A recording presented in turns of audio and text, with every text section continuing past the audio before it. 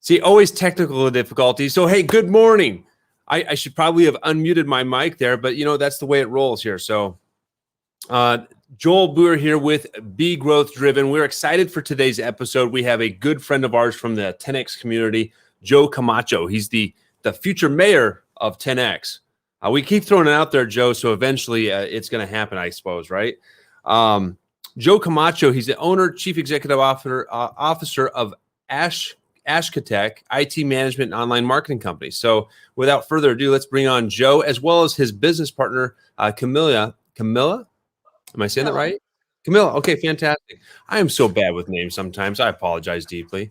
But Joe and Camilla, thank you for joining us today. How are you guys doing? Fantastic. Doing wonderful. I always say, you'll hear me say this, Joel, couldn't it be better if I was twins? So I love it. Yeah, I say the same thing. So awesome. I love it. So Joe, tell us a little bit about you, and Camilla, and then tell us a little bit about you, and tell us a little bit about Ashkatech, and then we're going to get into our topic. We're going to talk about the 6 things you need to delegate in order to grow your business. Very, very important. Something I think any business owner can relate to. But tell us a little bit about you. How'd you get started? Yeah. So hi, everybody. I'm Joe Camacho, CEO and co-owner of Ashkatech.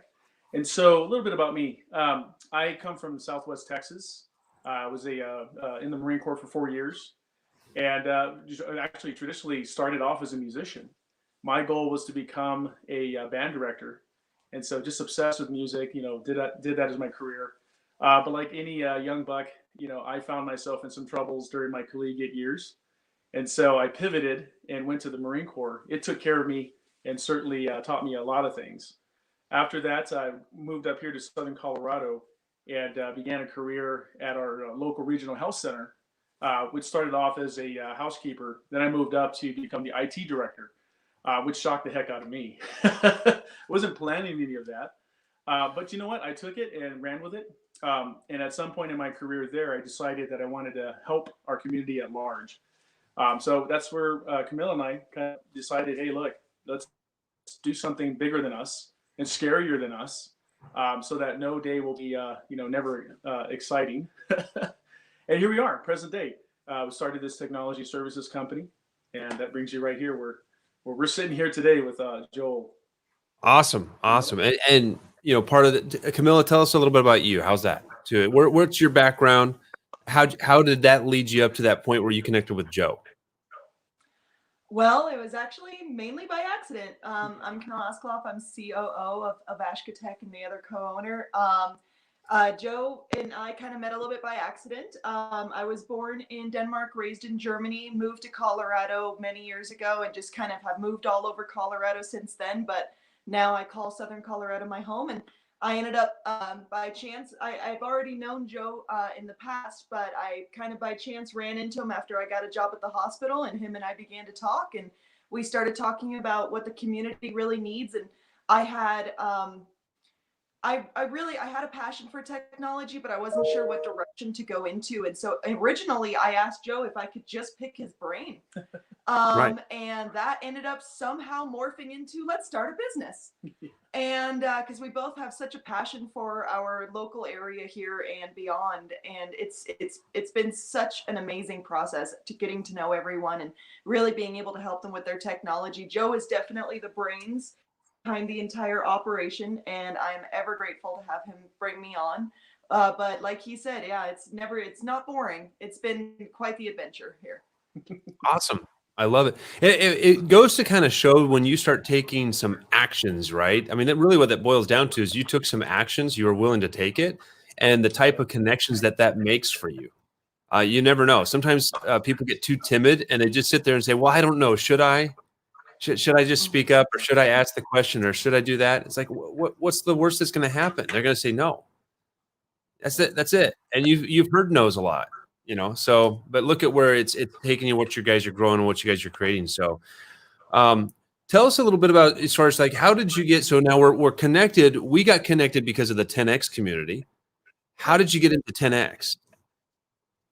So on that one, while I was at the hospital, a good friend of mine, Brad Briglin, he had told me about Grant Cardone. He's like, man, he said, we were talking real estate at that time. I owned several properties here in town. And he was like, man, he said, you really ought to look at this Cardone guy. He's kind of looking at his videos and stuff on YouTube. He says, he's fanatical. He's out of there, man. He's funny to watch. And we watched a few in the office, right? And so I just, remembered Grant Cardone. And he was absolutely right. I'm like, this guy's fanatical, kind of out there. I'm not sure about this, right? And I've gone through a few systems where, I'd go to a seminar and, you pay the $100 to get in, and then you're sitting there and then they tell you about all this cool groovy stuff at a high level. And then you find yourself paying more and more into it. And next thing you know, you walk out of the seminar having a PBX phone system, an email that you didn't want for a business you haven't even created yet. And that's that, right? So I kind of attributed, the Cardone pre-experience to being something like that. I couldn't have been more wrong. At some point, I saw a YouTube link on Facebook for Grant Cardone, and I remembered him. I'm like, that's that guy Brad talked about. Clicked on the video, and just saw about this whole 10X experience and all that boot camp, right? Hey, come to my boot camp, business stuff.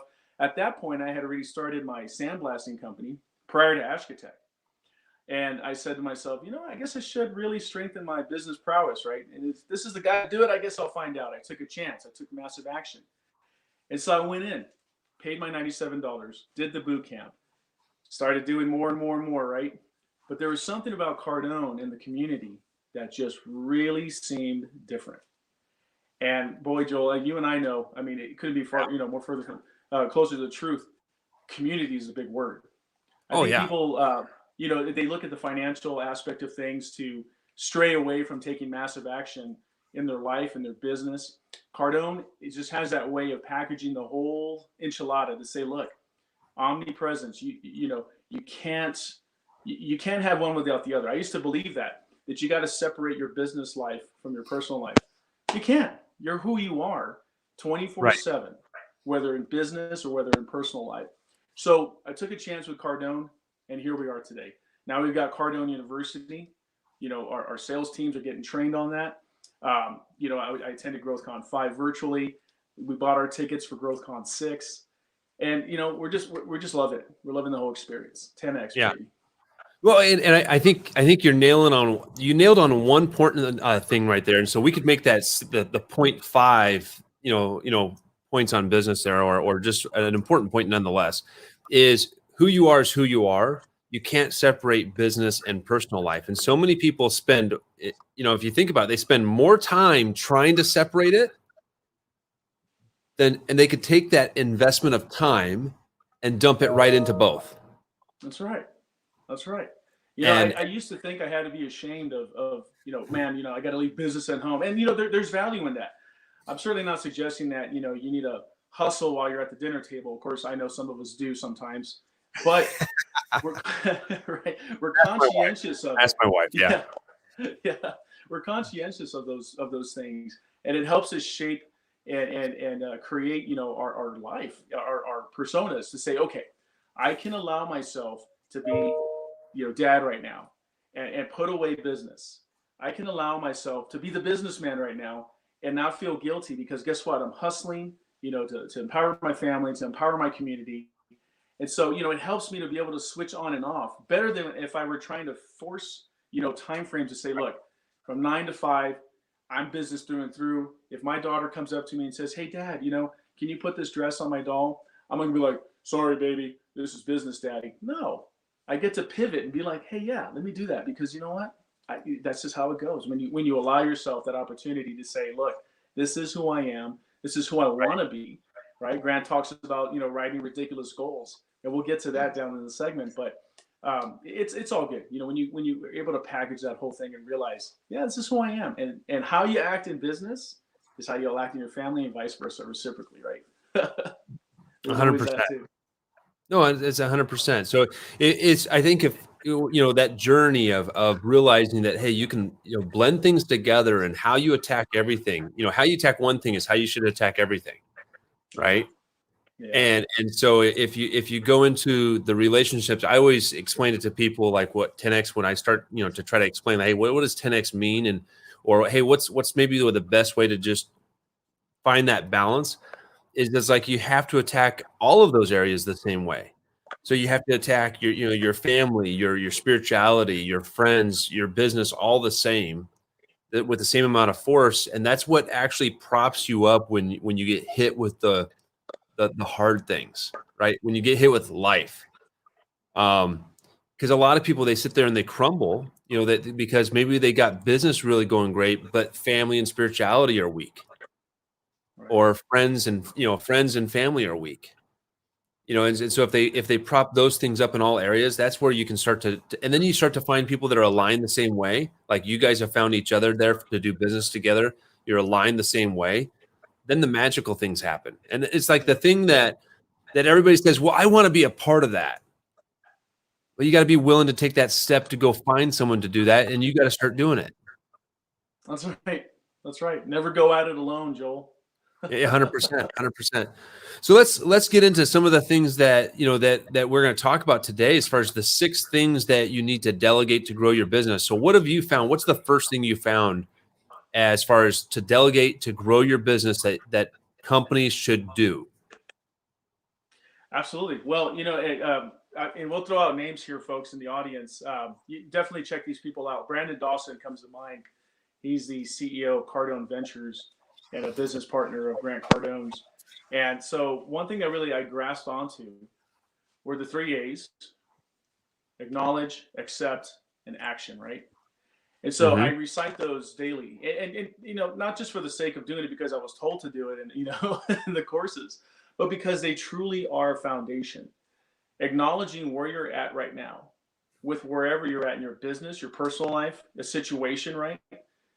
Accepting that thing is in play, or that maybe you made a mistake on something, or that maybe you were successful at it, and then taking action from that, right? So I look at those things: acknowledge, accept, and take action. Brandon Dawson. In our business, what we do is we acknowledge that, look, there's a need in our region. So here in Southern Colorado, man, it's beautiful. You guys, it's so funny. We ask people, hey, what's Southern Colorado to you? And most respond with, well, it's south of Colorado Springs. Or Colorado Springs is Southern Colorado, right? Right. South of Denver. And they forget, there's like this whole other beautiful region down here. And I don't honestly blame them, because the economy in this region, boy, it needs a kick in the pants, right? And we realize that living here, playing here, working here, we see the potential.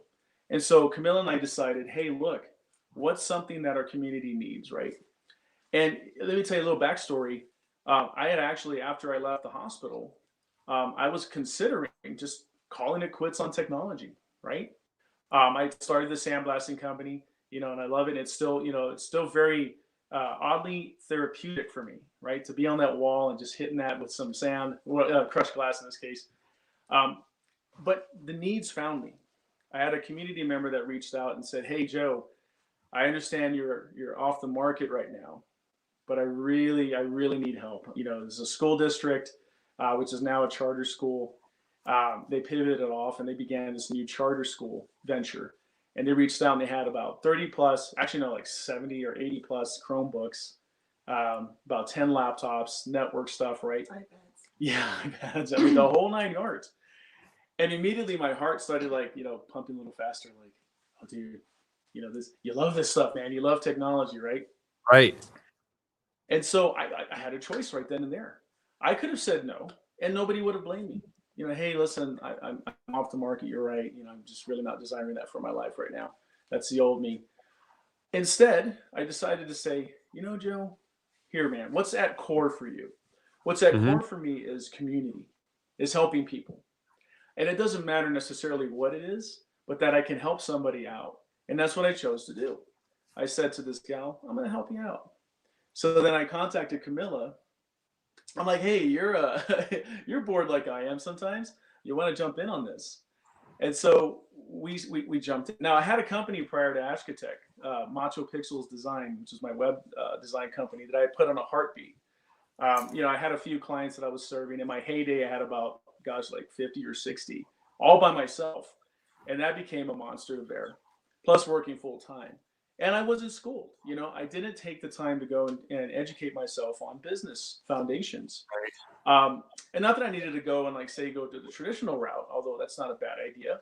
But I never did anything to go and say, hey, look, let's explore what this looks like to be an entrepreneur, right? I just saw a need and said, look, people need websites here. Let me help them out. Anyway, fast forward, we had put that, our IT company under Macho Pixels for a brief moment, just to kind of start. And we just dove in. It's like picture Camilla and I just holding each other and going, wee, right into this cliff. And everyone's going, are they still falling? Did they just, completely demolish themselves? I'll say we're still falling, but in a great way. It's beautiful. We're falling into our community. We're falling into service. And with our fall, we're bringing people so that we can help them enjoy the ride. We look at falling as oh, it's a bad thing. No, man. People who skydive, I've never skydived, gone skydiving. I hope to one day. But I imagine it's a beautiful experience. And that's what we're trying to do here. We found a need and we filled that need. And it's grown out of our ability to get past our fears and say, look, we're going to do this. We found, that people support that. So yeah, that's one of those things, to delegate something like that. I'll say this in the non-traditional sense. We think about the delegation as, hey, let me just go get an assistant and let me go ahead and put that on that person, right? Well, one of the delegations starts with yourself. I chose to delegate my fear out of my body and give it to, I don't know, the universe or to nature, to God, right? I decided to say, look, fear, you get out of here and you're delegated out of my body and in my spirit and my mind. And so immediately courage didn't just fall in. No, I was terrified, honestly, because in a sense, I allowed fear to become something I could go and hold on to, something I could go to at the end of the day and say, okay, I'm going to qualify my fear of not wanting to be successful. Joel, you always say, I love whenever you say this in Clubhouse, hey, what's the worst that can happen, right? What if you succeed? Right. You ever think about that? And I remember that, see? And again, it's part of this community. We empower ourselves with people we surround ourselves with. So fear got delegated out, and I allowed courage, commitment, and community to start pouring in. And that's what drives us every day. That's why I get up at 5:30, 6 o'clock, and I'm kind of crude and getting my coffee. And in the mornings, I find that what's happening less and less in my mind is that, hey, Joe, you're going to fail. Hey, Joe, nobody cares, man. Nobody wants this, right? No, instead I'm saying, you know what? There's somebody out there today that needs to hear my message or needs to have our service. There's somebody out there today that needs to see that, you know what? You can fail, but if you pick yourself up and you keep going, that right there is a great commission that you can hold on to and run with. Instead of just saying, yeah, you know what? You're right. I don't need to do this. Let me go back and, I don't know, cower in fear and hope that things will just happen. That's not how it works. So delegation. First one is put those fears and delegate them outside of your body, right? Folks in the audience, you can do whatever it is that you're thinking about right now, business-wise, family-wise, spiritual-wise. You just got to put that fear out. And that's an election. You have to make it.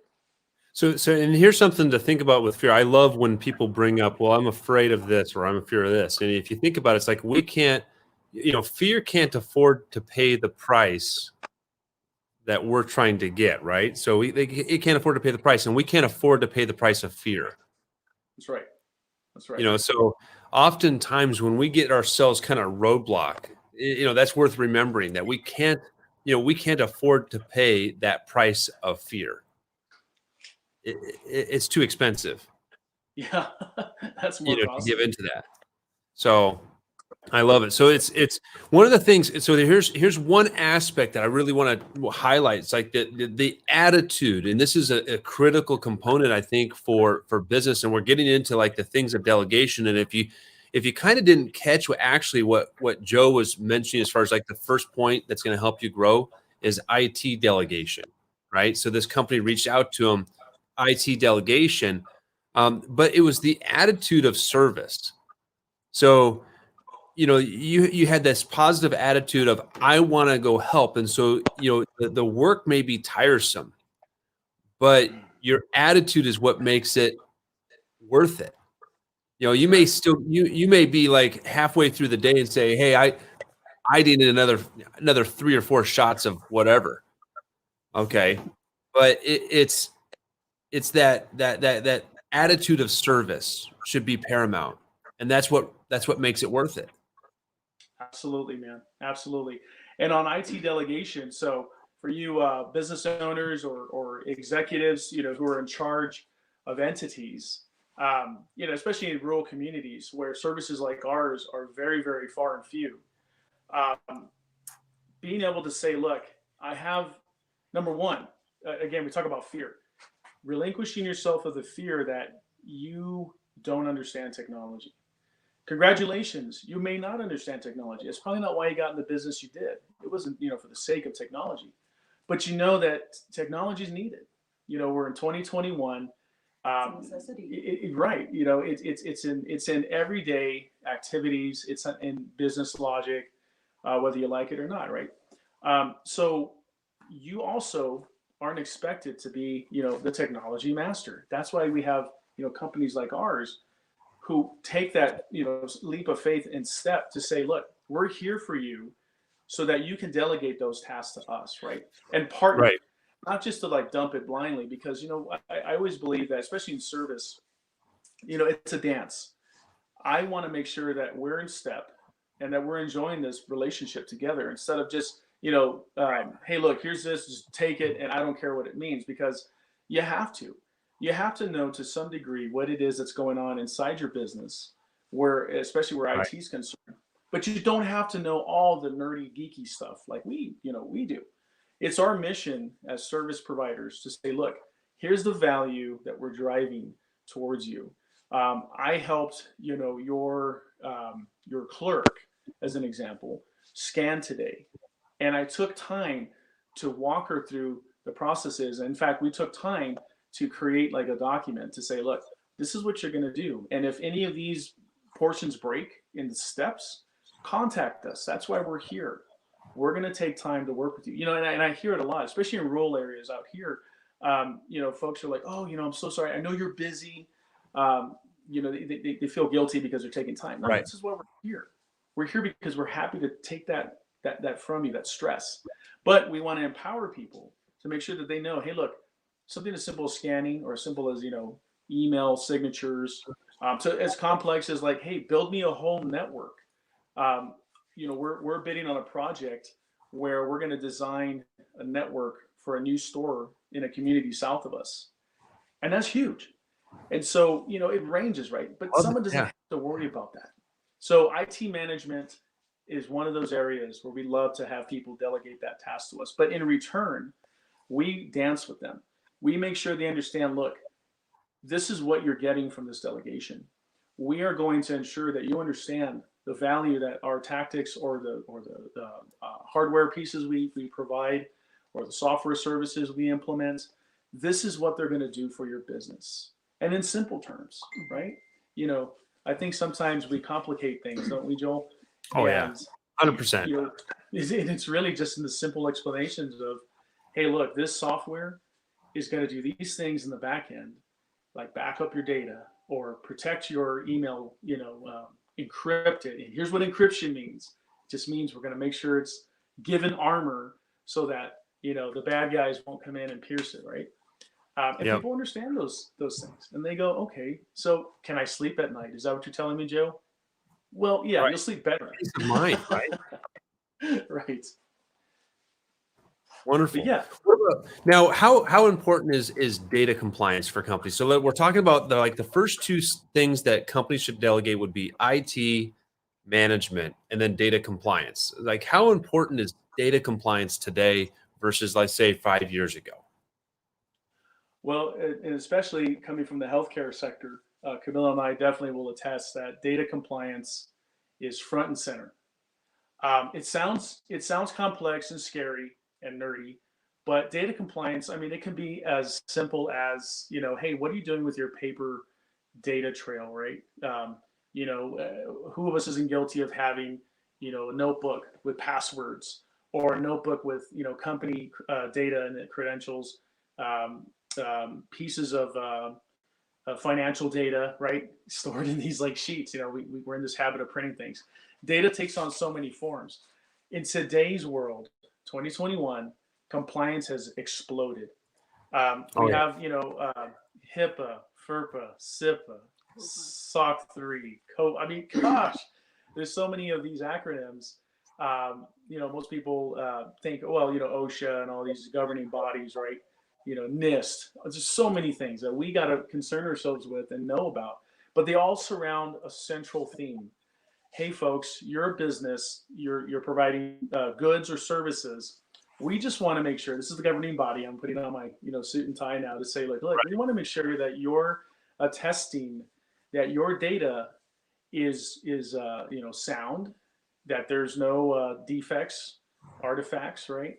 That it's good information that people can rely on. Right. I've got a very good friend of mine down south and man, this guy's fantastic, Mike Archuleta, down at Mount San Rafael Hospital, and he's a fantastic gentleman. He leads. He's a CIO down there. One day, Joel, you'll definitely have to meet this guy. He and I in our Facebook, we talked about sharing a platform again.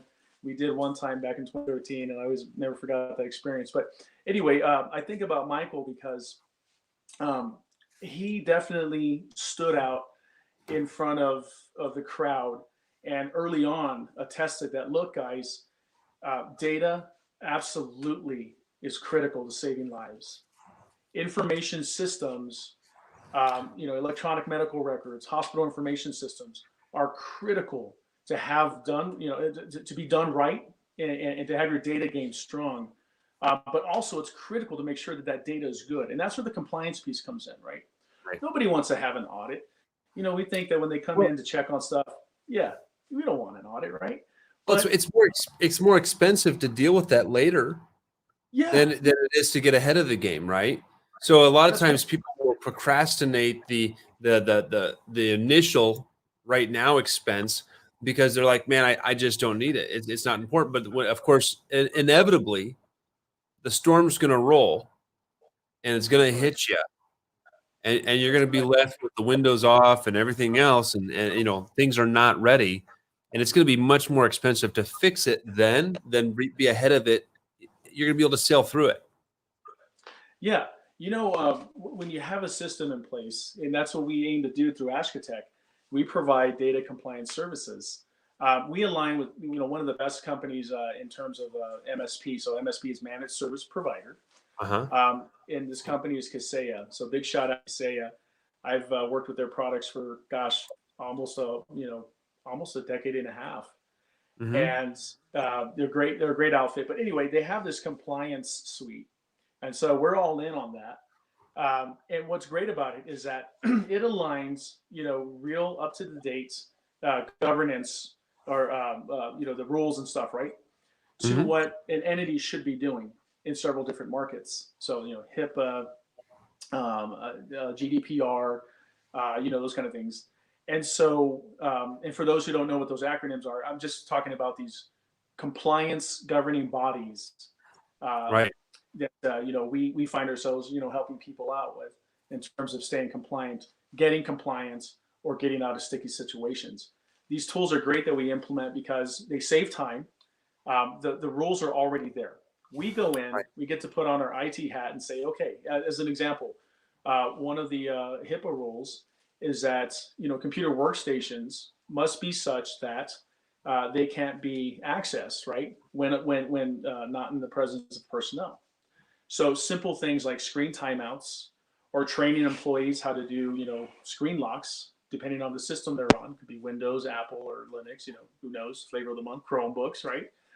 All of these computers have methodology by which you can secure the workstation. I use a great example of, here's a simple compliance one.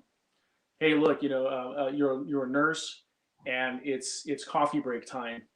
But in your head, you've got meds, you've got, the physician's schedule, you've got to worry about inbound patients, discharging patients. There's so many things happening that the last thing that you're thinking about is, hey, my computer, this IT guy wants me to make sure that, look, I've got to make sure my workstation's locked to prevent any access. Or we get lackadaisical and go, you know what? I've been here for 20 years. I've never seen anybody steal data from this hospital. So yeah, you grab your coffee and you walk away, right? And the screen's left open. So a simple compliance thing we used to train people on is, on your keyboard, you have the Windows flag and the L key. You press on the Windows flag, you hit L. Congratulations, you're keeping Joe Camacho out of jail, right? Right. Because we're now compliant. Just simple things like that, right? Oh, 100%. Passwords. So all of that is surrounding data compliance, because see, the minute a bad actor, and so guys in the audience, one of the geeky terms you throw around is bad actor. Bad actor is, the hacker. Yeah, we like to see the guy with the hoodie, in the trenches. That's not always the case. Sometimes it's that dapper gentleman who's sitting there at Starbucks with his 13-inch MacBook Air, and he's just stealing data left and right. Yeah. You never know. So bad actors, what we're trying to do with data compliance is to make sure that, look, your systems are preventing anybody from snooping, from viewing, or from accessing, right? And data compliance, it's a necessity. Companies will fall if your data compliance game is not strong. Because if your information gets leaked out, it's not always even customer data that people want sometimes. Sometimes it's trade secrets, right? Oh, yeah, 100%. Or a door into the company to start impersonating people. And so if your data compliance game isn't strong, you're setting your company up for failure. If your procedures to check data compliance amidst your employees isn't strong, you're setting yourself up for failure. And that's something that Camilla and I and Ashkatech, can do for you. So help you out. Wonderful. Well, let's move on to another, because you actually cover a multitude of areas, and what I see there really is that you're trying to service your community. You cover a wide area of community, and so these services are important for those businesses in that expanded community, which covers a vast amount of territory. But this third point, equipment maintenance, talk to us a little bit about that. We've talked about IT management. That's going to save you some time. Data compliance is going to save you headaches and save you obviously tons of money. Do these things cost money? Yes, but those are investments. Let's talk about equipment maintenance, because that's an important thing too. That's an investment. Yeah, I'm going to let Camilla ride on this one. Well, I put a little blurb in our website a few weeks ago, and it was that we've all been there. We're multitasking in the world that we're in right now. To not be, everything that we're doing, we're multitasking, and we've all been at that point where we're carrying a cup of coffee, we trip over the dog because we're half asleep, but we got 14 emails to go back, and the computer's destroyed. And so what we want to do is, you're already having a bad enough day, let alone going out trying to search for someone, which in our area, trying to search for computer repair is slim to none. You're making a long trip, you're missing work for the day to do it, and it turns into a headache. And most of the time trying to communicate with equipment repairmen is hard enough. And so we want to give the other option, which is just bring it to us. Let us take a look. Let us try to make your day a little bit better. It's not going to be great. Yeah, you just destroyed your device, but we can hopefully make it just a little bit better. Or even if it's not destroyed, it's acting slow. It's not, it's Right. not in the same quality that it was before. We might be able to take a look at it, run a quick scan on there and be able to see if we can upgrade your device. Not all of us have the pocket change to go out and go, oh, well, my laptop's running slow, I'm going to go buy another $3,000 laptop today. Just going to throw it out. It's fine. It's tax deductible. and we don't, a lot of That's us true. don't have that kind of pocket change. Yeah. And so we'd much rather be able to sit down with you, see what your needs are. If we have to recommend you over a new device, then we absolutely will. But we're going to try to see what we can do first to save your day. And Right. that's a big passion for us. And also explain it to you in layman's terms, to explain it to Right. you like, hey, yeah, you messed it up, but we might be able to do this with it, and Right. it turns into quite the adventure though, because it's always the different stories that we hear of how these devices got damaged. And like Joe had mentioned before, we do manage a school. And so as you can imagine, we get quite a few devices that come into our hands. Whenever I go down and visit the school, I watch these kids carry them like waiters and have, their cups on top of their computers and everything, carrying it down, and gives me just about a heart attack every time I see it, because, that's, you're asking for You're like, something to that's happen. how that stuff ended up in there. That's Exactly. right. Okay. Right. So, well, but that's I think you're touching on something that's very important, because if you think about it, a lot of people do sometimes do that. I'm one of the I'm a type of guy myself. I'm a quick early adopter of stuff. I will upgrade very rapidly. However, it doesn't make the device I was using obsolete. And if there was a thought that came to my mind, where I'm at, we're right outside of Offutt Air Force Base. And, the computers that are running the National Defense Network are still running on big old floppies. And they maintain those computers. So if you think about it, just because the equipment's old, if it works and can be maintained, and you do maintain it, that equipment can last for many, many. Now, most people would not be using for their business a computer built in the 80s, right? There's obviously a very specific reason why the National Defense, is using that for, in their situation. However, the principle is the same, that you could have a computer. A lot of people will throw it out after a couple of years, and they could just simply, hey, you bought it. It didn't have a lot of RAM with it. It should have had a lot more RAM with it. Is kind of what you're touching on. Is that right? Yes. So Absolutely. simple things. And it helps you maximize. There's other things, if as a business you're like, well, it's tax deductible. Hey, there's other things that are tax deductible that you could spend that money on. Exactly. And the repair is tax deductible as well. That's right. So That's right. there you go. I mean, hey, go on a business conference trip. That's tax deductible as well. Mhm. Spend the money there. I mean, we all like those new shiny devices, and especially Joe over here. But we do love those new shiny devices, but sometimes they're either not applicable or, not in the current budget. And so we want to give everyone the opportunity to save a couple dollars, and but also be able to enjoy their devices again, because if your device is running slow, your entire day is ruined because of it.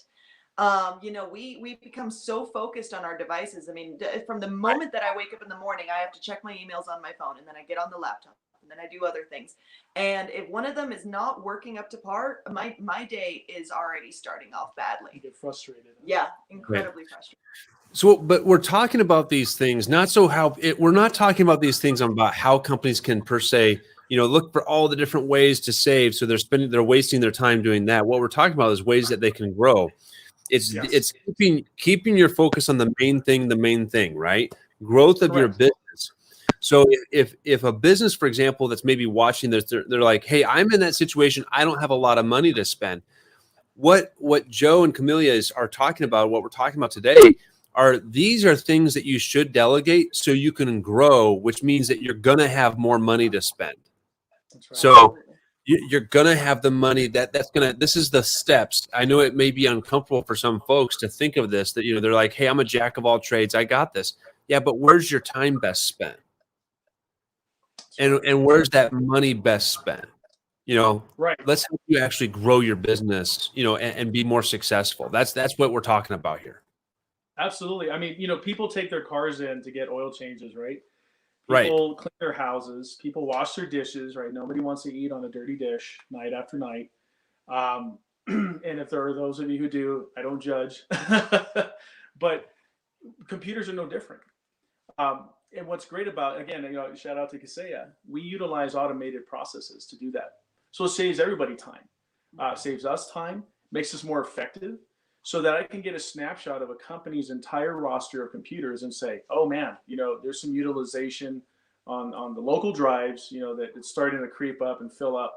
That could be a behavior thing.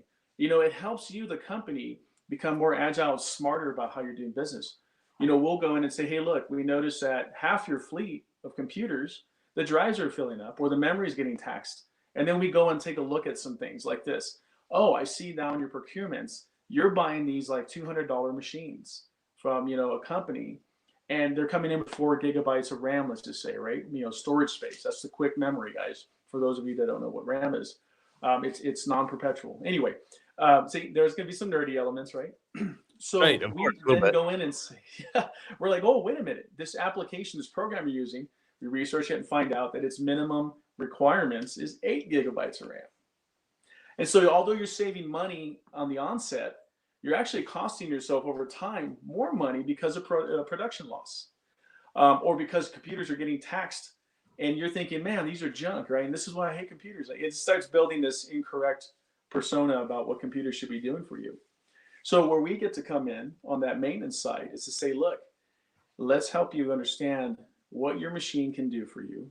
And if it needs some bits and pieces added, like what Camilla said, we can go in and make nominal purchases and increase RAM. We try our best to make sure that we give a company proactivity in terms of being able to meet challenges before they happen. Right. Again, systems like Kaseya help us do that. Right. Well, and I forget exactly how the old phrase goes. It's like an ounce of prevention is worth a pound of cure. Or something like that. So these little things to help companies grow, these are like real simple things. And sometimes, again, we get caught up in the things that actually hold us back from growth.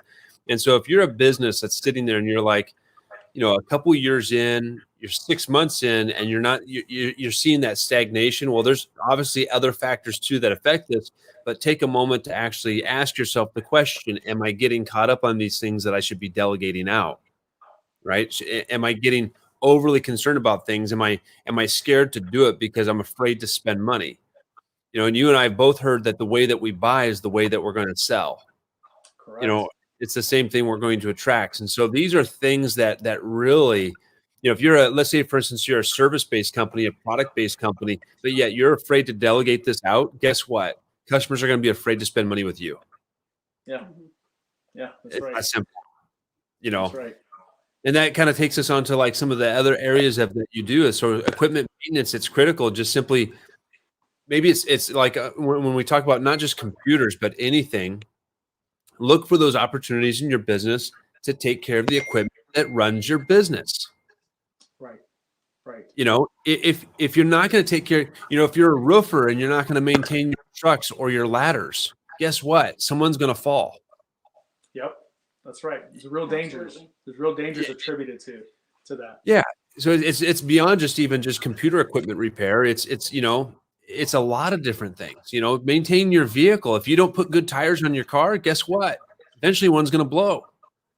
And it's going to blow at the wrong time, or it's going to be in wintertime and you're stuck. So, but the fourth thing, as we kind of go down through our list, the fourth thing, there's web design. So talk to us a little bit about that. That's something that you guys do. It's something that it's an important component of businesses today. They need a website. I think it's fair to say some people overthink the need of the website. They need something basic or complex depending upon those business needs. What's your thoughts there as far as delegation? Well, one thing I want to instill in the audience is there's a principle of omnipresence, right? We had attended a conference, quick conference on some digital online presence. And ironically, this conference was leading its audience more towards, hey, look, if you can set up Facebook or an Etsy store, that's really all you need, right? They were almost stating the point of, look, you don't need a website. That's kind of old school. No, that could be so far from the truth.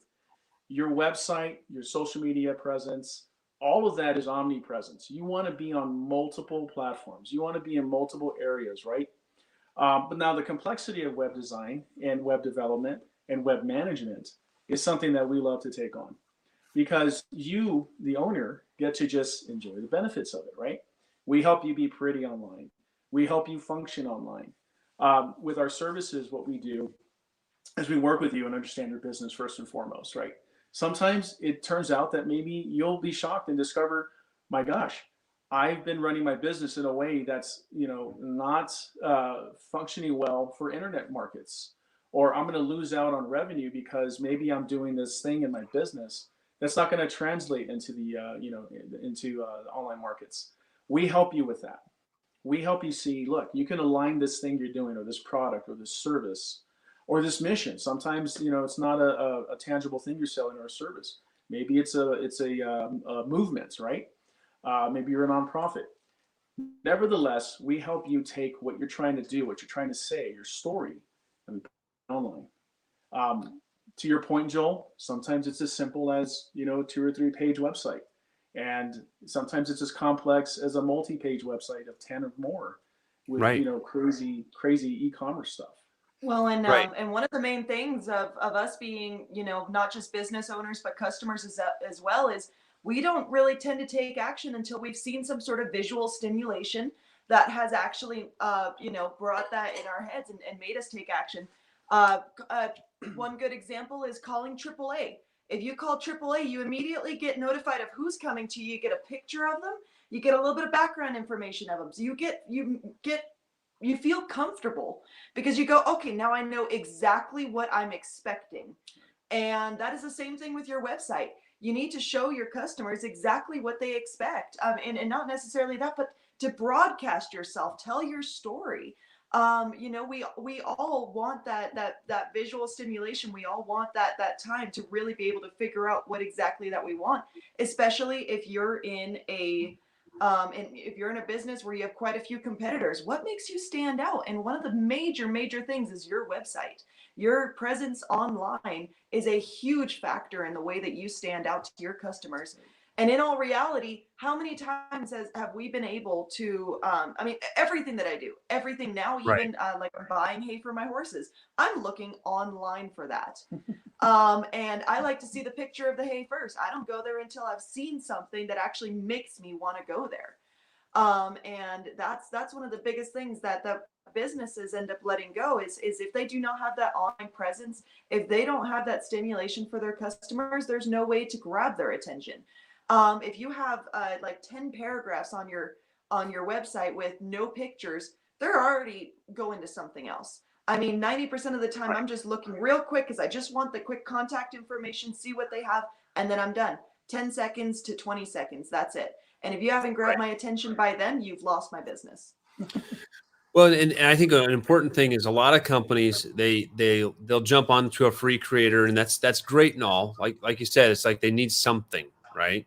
But a lot of times, what I've seen too is companies will do the I like to call it the vomit all over the page, of what they do, and they just throw everything there. They're like, I do this too, and oh my goodness, this website builder that I'm using lets me put this widget here. Just because it's there doesn't mean you use it. Right. Just because you can put a countdown clock doesn't mean that every page should have one. Kind of a thing. So, aren't they? what's that? Well, I was saying those are still a thing, aren't they? Well, they work on like maybe funnels and things like that. But I'm sure you guys would agree with me. It's like that thought process needs to be well laid out. And a lot of times you don't want to overwhelm your client before you can grab their business. Right. You can't sit there. Let's just simply ask the simple question. If you walked into a store and you all of a sudden got hit with 20 associates with 5 products each saying, buy this, buy this, buy this, would you leave? Probably so. But if the 80% chance or 80% of your traffic came to your store because they were buying this item, that's the first thing you need to assure them that you have. Correct. Or assure them that you do, right? But then you can subtly bring in the other stuff that makes sense. Hey, after they buy this, they buy this. And then they buy this, right? So it's just, for some businesses, just think about it. You don't need to throw everything you do and put a video here. Videos are powerful, but what have you guys found in different, in your website creation that, for companies, are the videos more powerful today or imagery more powerful today? I think imagery definitely still stands the test of time. The video thing with the design where the video's playing in the background, it's your entire. What we've discovered in our UX and UI testing is that a lot of folks find it annoying after like the third visit. And so to the audience, there's structure in the background of all these things. It's not just the skin in the front. There's real mechanics behind your website that can make or break you. One of them being what we call the bounce rate.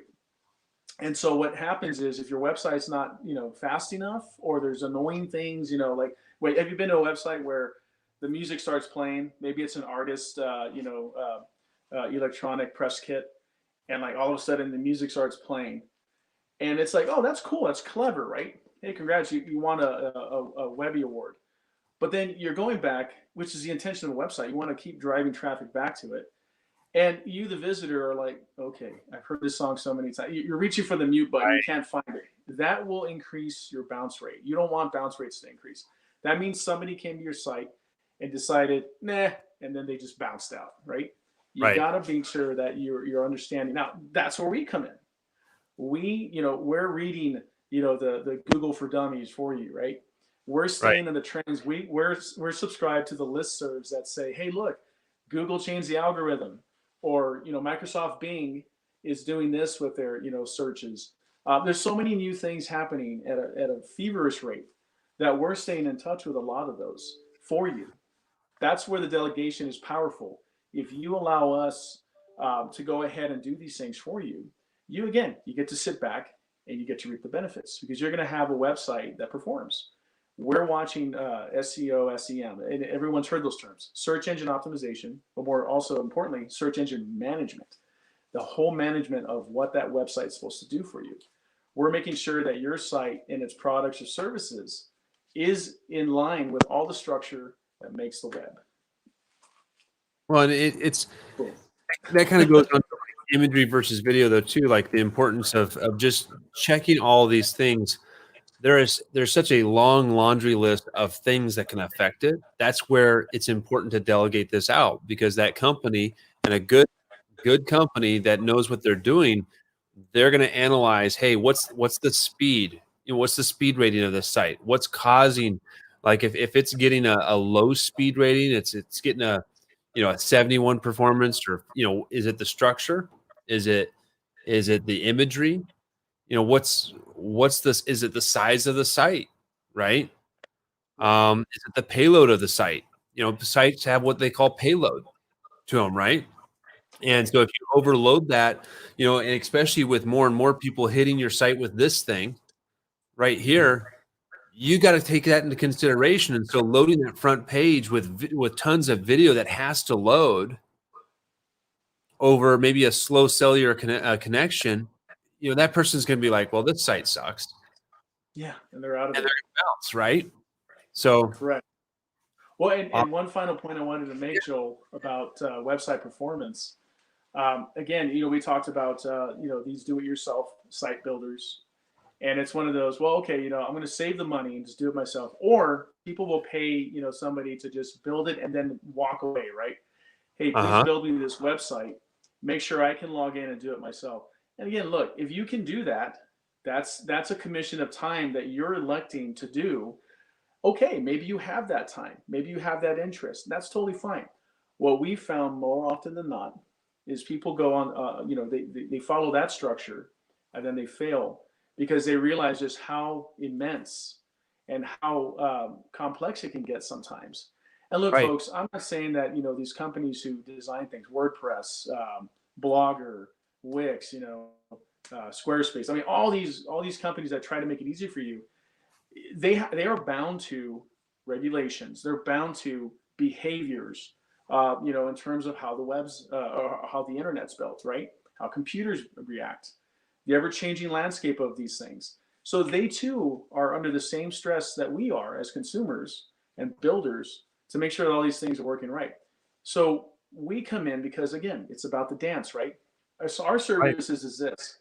Instead of saying, look, we're going to build it and then just walk away and, you know, count our cash. No, we want a relationship. We price our packages where they're affordable, very affordable. And it's a ever building thing. You know, we offer unlimited changes to our packages because we don't always get it right. Or maybe you don't always get it right as the business owner. You know, Right. we had a client that we changed their site in 1 month. I kid you not, 7 times. We wow. had 7 redesigns, right? But fortunately, we have, you know, structures in place that we can make these changes rather quickly. And so we finally got it right with them, and they appreciated that. And they realized, look, had we gone with the traditional route, you know, paying somebody, you know, an hourly rate, and then they make the change and then they walk away, there's no relationship. There's no accountability. We love being accountable. It's like, look, hey, look, that picture right there that we put in last week, it's just not performing. We talk to the business owner and say, let's reconsider a different imagery set. And they're like, hey, look, yeah, that's why I got you guys. We go and we do all hard work for them, and then voila, things look great. One success story we had, our webmaster, instead of just designing an RV park, instead of just designing the site for the sake of an RV park, hey, bring your RV here, we got hookups. You know, what he did is he sold the area. He has beautiful pictures from a local photographer, does great work, Tommy Price, and he sold the region here. And it was almost like, you know, building this beautiful picture, a landscape, and then we're standing there in awe, and I go, hey, by the way, we're an RV park. And you're like, oh, cool, right? That drove mass traffic their way. And so we were able to help elevate that business. That's what we're talking about there, folks. That's where you win with website services when you do it that way. So these are, again, all things as we've been going through this. That's the 4th item that you want to delegate to grow your business is, you know, good website design. It's not only the functionality, but that website design company is going to consult you on what content you should put here. We realize you want to sell this, but maybe you need to start with this. And that's what's going to grow your business. So we're talking about, again, guys, you know, ways to delegate these things off, what you should be looking for, you know, really the hints you should be looking for to grow your business, to break it down. And now let's move on to the 5th item, digital media. Why should companies delegate this out?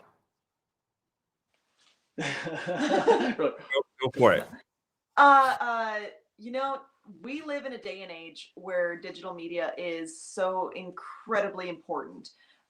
Even and of course, social media it's debatable sometimes with the ways that people use it. But for businesses, it's a free platform to market your business and to be able to showcase your work, to be able to showcase not just your work, not just your company, but your personality a little bit in it. And it gives you these amazing tools that for one are decently easy to use. I mean, of course, if they're not, then call us. But they are decently easy to use. They are free for you. And you know what? You can experiment as much as you want with them. And like you just said, Joel, like what can you lose? You know, if you don't take that jump, what can you lose? It's one of those where put yourself out there, you know, even if you only get one customer from it, you still get that, but you will get more. You need that presence online.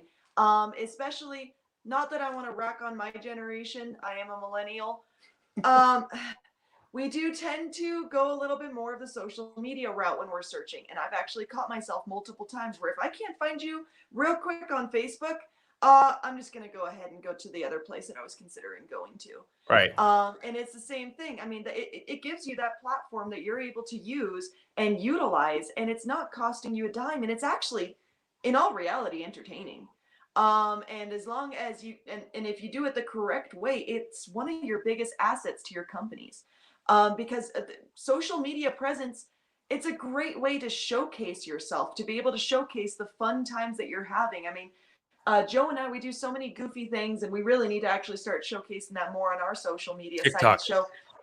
Yeah, TikTok even.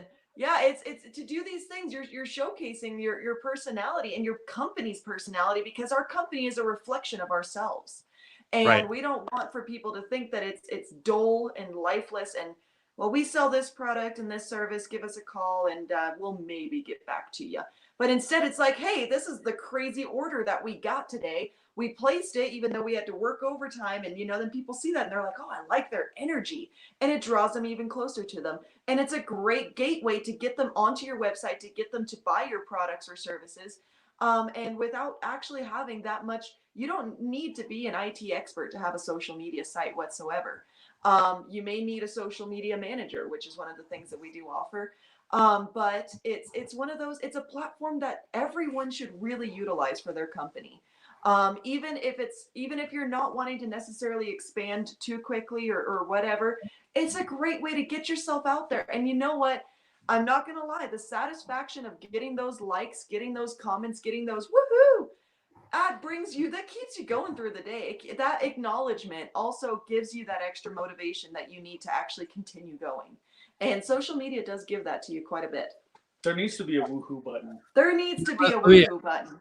Yeah. Now, let me ask you a question. Is it just the likes? Is that what the business should care about? Absolutely not. Goes beyond that. It goes way beyond that. It's the customer reach overall. You need to reach out to your customers. You need to be personable with them. You need to find a way to connect with them. Because if you're not connecting with your customers, you have nothing. One of the things that I learned from Grant Cardone is if you can't sell, your business is going to fail. And so one of the biggest things is sell and constantly broadcast yourself. I mean, we're also in the day and age where honestly anything kind of goes when it goes to social media. So if you want to do a funny video of you dancing around with some of your new favorite, products that you have, do it. Right. People will be entertained, but it's that customer outreach that you desperately need. Customers need to know that you are present, that you are available, and that you have that personality that they want to go to, and that you have the products and the services that they want. There you go. So the things. So folks, as we talk about like digital media, it's a way to express to your customers that you're real, you're a person. Mm-hmm. It's a way for you to share it's entertainment is what it comes down to. Right. It straight up is entertainment.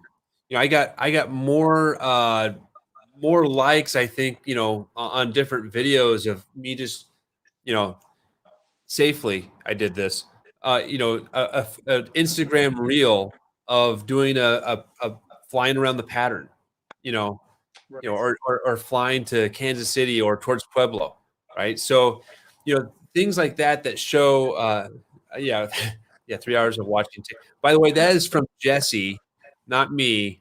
I guess that's from Jessie. She's watching 3 hours of TikTok, but she does a lot of our make pretty. So she does it for you, the client. Yes, that's me. That's definitely me. It was more like 8 hours, I think, on Sunday. But it's that engagement that people can make connections with. They need to understand that, hey, you're a real human being. I think some companies have made such the effort to say, be so robotic about it, but they may initially get that grab of the market, but they lose it because they won't connect, and they won't keep connecting and keep connecting and keep connecting. Right? Yep. And it's hard. It's a time constraint. I remember, again, going to Brad, my buddy Brad Brigelin. He started a YouTube channel on RV adventures. And I remember when I would go to his house, he'd be in front of his studio, latest and greatest cameras. And I remember him saying, this is really hard work. I have to produce the material. I have to edit the material. Sometimes I have to throw it all out and start all over, right? It takes time. And so because we're tech nerds and because we like that stuff and we have some creative brains, we enjoy doing that for you guys. Joel, I gave you a brief tour of my almost completed music studio, garden shed turned music studio. And in here, I mean, there's some fantastic equipment that I love, helping people out with. Last night, I was helping my best friend's daughter. She's auditioning for, I think it's Denver University's contemporary music program. Or ensemble. And so she was here and she recorded 2 songs in my studio. tonight I'm gonna mix and master that, and then give her the copies with video that she gets to take and use that as her audition material. That's what we enjoy doing. It was part of that digital content creation that we provide. We have photographers, pictures. I have a drone, right? We love to use technology to help elevate and enhance the presence of people. Sometimes it's a well done picture or just a quick snippet of audio that we created that might make or break, actually, it would make more so that excitement, right, that we've been talking about. Right. There you go. So simple little things, but this is something that very simply you can find a VA, you can find a good company to partner with. You can find Joe and Camellia to partner with for this digital media, and it's a matter of creating it. There's no time like the present. That means now.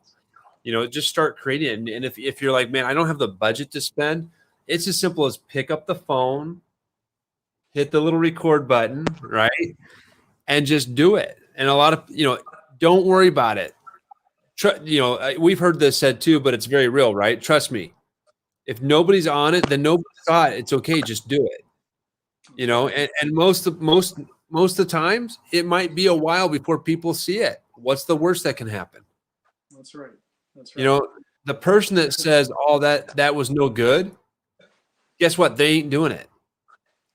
Right. If the person that's going to give you crap about your live or your video that you post, guess what? They're not doing it. That's right. Yeah. They're going to be hating on you, right? Yeah. So haters gonna hate. There you go. Now, and this kind of stitches into our next point of company branding. Let's talk about company branding real quick. Yeah, and real quick, so one of the things that we do, so Camilla actually works with our school district. She's got a role, but I'm going to stick around because she's got to get online to help some kids out. 100%. So real quick, wanted to Camilla, thank you for joining me on this platform. Thank you very much for having me. I really appreciate it.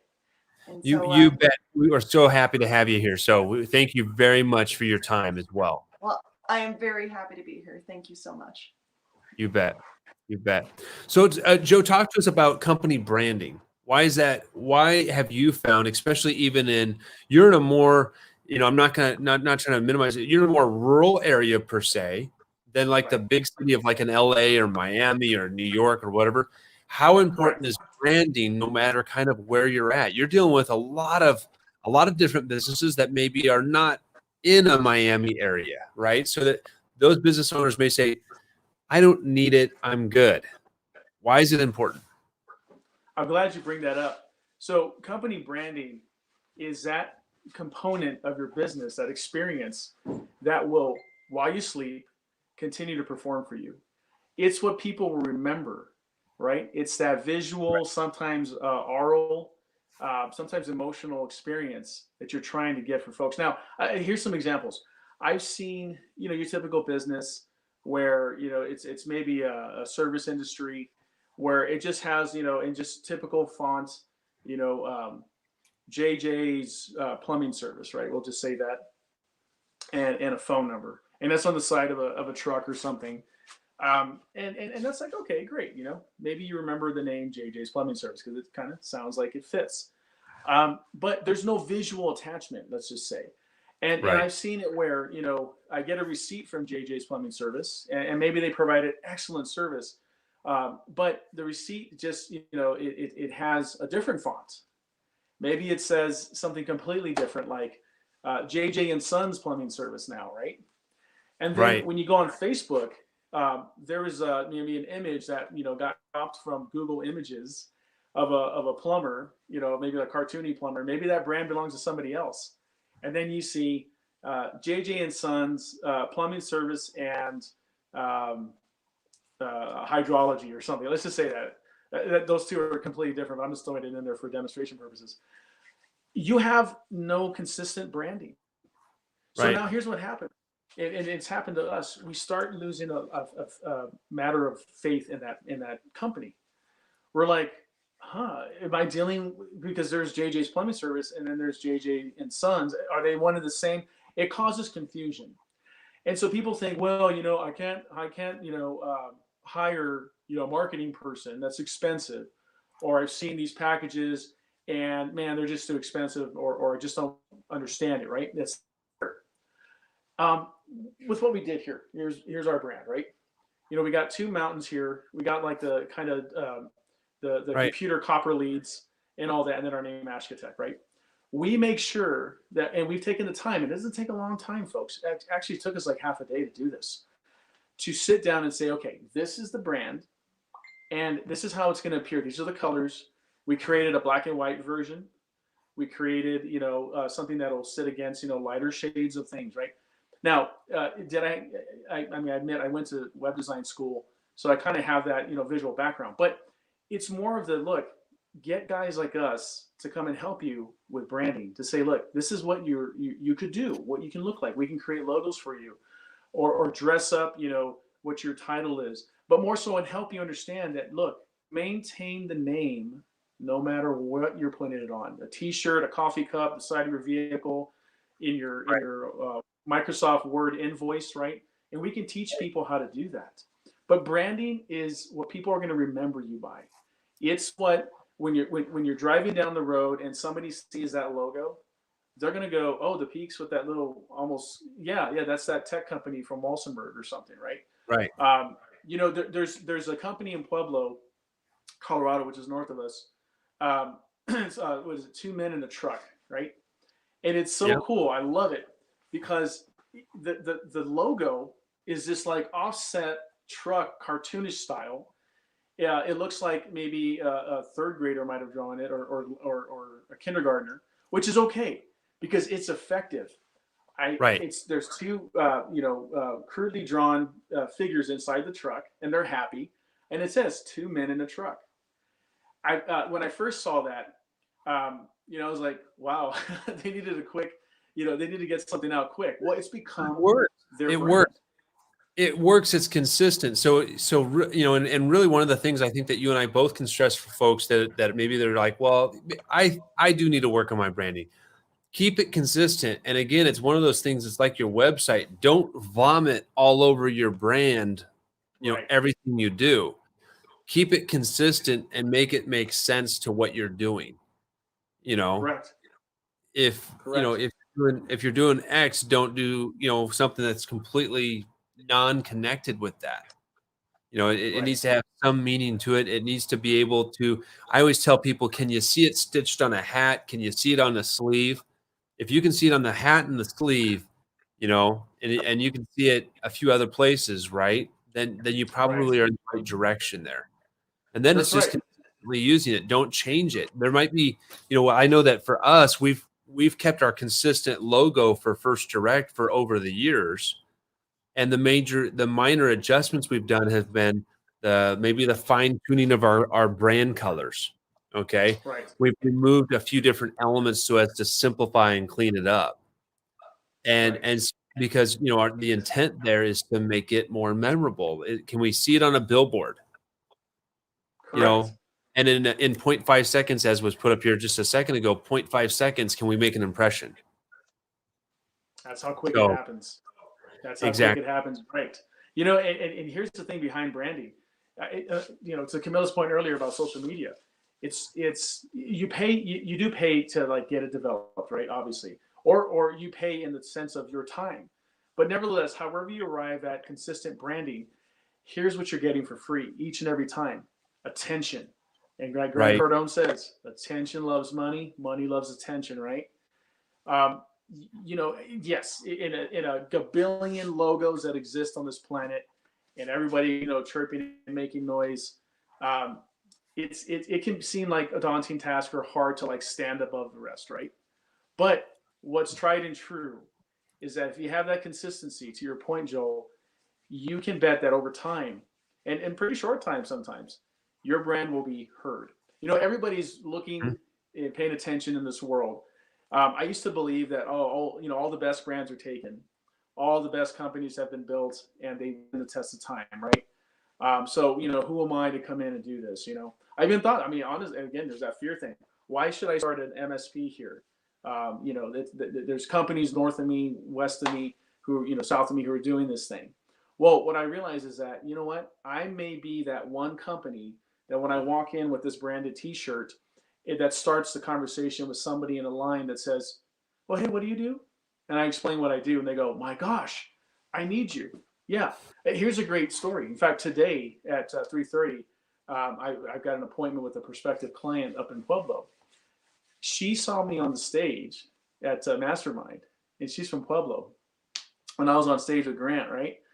And I had my T-shirt on, and I had a cap from CSU Pueblo Thunderwolves, having gone there for a bit, and I got messages from these people. She says, "Hey, we need your services. Can we set up an appointment?" Here There you we go. are. And so, she remembered, the branding and stuff like that, right? Love it. And so that's why you got to have it, folks. Don't think that, oh, you know what, I'm okay just, with my mediocre presence, or you may not even realize it. You may just think it's just not that important. Well, that's for my son to worry about. No, guys, it's your image. It really does become your image. It's an implant of what you're trying to do. Now there's that takes care of, really we've gone through 6 main things, right? 6 main things as far as IT management, data compliance, equipment maintenance, web design, digital media, company branding. These are all things that companies should delegate to grow. Simple as that. Correct. Now, I'm going to throw a 6.5, number 6.5. Told them there'd be bonuses. Right? 6.5. 6.5 really is finding the right mentors and training, right? Sales training. I think you and I would both agree on this one. Now, you can't delegate doing the training, but you can delegate what you train with. And I think one of the plugs that we can throw here would be Cardone University for companies. Absolutely. So if you're looking to grow your business, it's definitely something. And by all means, one of any of our fine, licensee friends, if you're watching this, you get the bonus opportunity. First one in, we'll go ahead and put your link there, connect in. But if you're watching this, and you're a business owner, you're like, I got a team, I need to grow, then, you owe it to yourself to jump on Cardone University. Right away, you've seen improvements for your business to grow. I've seen improvements in my business to grow. These are all components that we're talking about that are really nuts and bolts basics. That's right. The point where they become complicated is when you don't delegate them when you should, and if you don't do them. Correct. That's when business gets complicated. If we wanted to just boil it down, you're going to make it more complicated for yourself when you don't delegate these things, when you don't just pull the trigger and do it. Let's face it, you feel much better when you take action. Massive And that, action, baby. that's what we're talking about. Take action to grow your business. Do the delegation of these important things so that way your business can function, your business can thrive. It can avoid very costly mistakes, very costly compliance mistakes. You can get the attention of your customers. Get that attention so that way your business flows. Simple as that. You got it, man. What Grant always says, of course, is that success is my duty, right? 100%. Yeah. I made a post when I started with Cardone University earlier in the year because it resonated so loudly with me that in my mind, I finally accepted that. Look, that's absolutely true. In my area here, success is my duty. I put a post out to my community to say, look, I am responsible for being the best I can be with my businesses so that you can succeed. So what great way to, it's an intangible service, an intangible offering that, I'm making out to the community to say this, look, I am Cardone trained and continue to be. I mean, I'm all in. And it could be a different system, but I'm telling you guys, Cardone, I'm happy I'm in it. Don't kid yourself. You need that kind of training and structure, and it's awesome stuff. To your point, Joel, my business has increased and flourished because I'm I was going to say, let's be real. There's no other system. That's right. Yeah. The community is huge. The community is huge, man. Yeah. Let's be real. It could be other system. Right. It's not some other system. There you go. 10X News. Yeah. We've actually thrown out running for mayor. That might be an exclusive. Absolutely. Something we'll have to talk about after this. Thank you, Jesse. We'll go ahead and take. something. It's take action.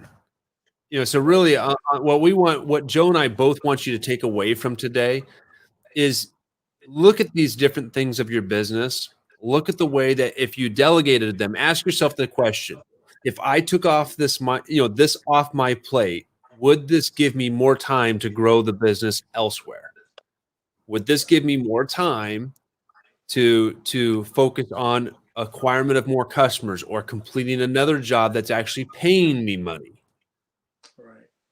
Right. It's those simple things. Or if my equipment died on me, what would it cost me? Can I afford that? And we already know the answer. The rhetorical questions. It's the reality is you can't afford to have your equipment die on you. You need more time monetizing and bringing servicing clients and bringing new business in. And you need to be able to make sure that you have that strong connection with your brand, with your digital media, with your website, with those types of things, that all those tools are working correctly for you, whether it be a business brand, personal brand, any brand. All these things need to function together, don't they? Even a solopreneur, right. They can afford to have this equipment, their equipment die on them. They can't afford to be left in the lurches. You can't plead ignorance if you're a business owner. Well said, Joel. Well said. There you go. There you go. 100% delegate. So, Joe, thank you so much for your time today. I mean, we've spent a good almost hour and a half here, going a lot of things. So there's a lot of value. If you found some value by this, by the way, do a big favor, go out there, follow Joe, give his company a follow, give his company a review. Go over and find Ashkatech. I don't know, Jesse, if you could get that up there for us. Maybe throw up Ashkatech's website, but definitely, or actually, if you're able to, throw up their Google review link real quick, or put that in the comments. There you go, Ashkatech. There you go. Go over there, give Ashkatech a follow, and Google them, and give Joe a review. Tell him what you took from today's episode on Google. The best way that you can thank Joe is go to Google, give him a review, and say, hey, listen, saw you on Be Growth Driven, and of course, hashtag us in. I mean, come on now. But go over there and tell him what one point you took away that you really appreciated. What one point are you going to take away and you're going to actually implement on this? Because you can sit there and tickle your ears with this information and say, I know I should delegate. I've heard this before. Or you can actually go do it and take action. And just, come on, you feel better, right?